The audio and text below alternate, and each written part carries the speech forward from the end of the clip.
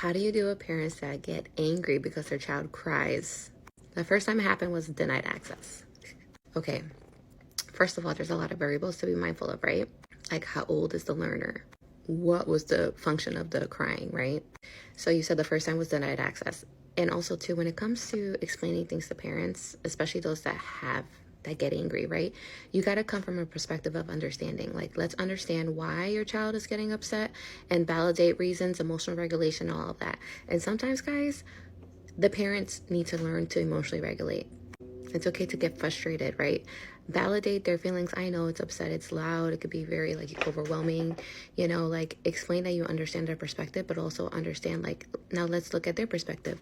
He's still working on he or she's still working on their flexibility. He's 3 years old, he's 5 years old, that's emotionally appropriate, especially if it's something that they can get later. Like, you can provide strategies. I don't know if you're a BCBA or an RBT, but like, hey, if it's something that they can have access to later, then that's something that we could let them know. Right now it's not available, we can do it after. First this, then that. Sometimes too, guys, it's like the parents are going through a lot, so it's easy to have like low patience, especially if they're juggling other kids or their plate is full, especially having a learner with special needs. So being in a position to try to be that neutral party between both is like validating both of their feelings, right? And giving them the perspective of the child and also their perspective.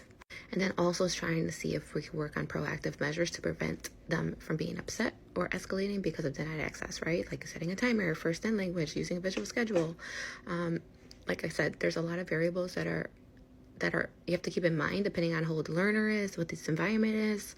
So definitely focus on understanding the piece. I know it could be a little frustrating, it's loud. If they're in public, it could be embarrassing, right? But just also understand like, oh, he's also this age, maybe that's appropriate.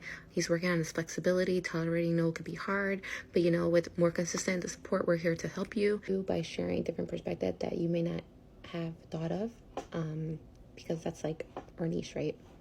But just like we do with our learners, it's always important to validate feelings. Emotional regulation, guys. Validate feelings. I understand. I would be upset too. It's loud. It's aversive. You're in a rush. Time constraints, right? It's like it could be very overwhelming. And figure out solutions that are very feasible and low effort to provide and implement, but also that understanding piece.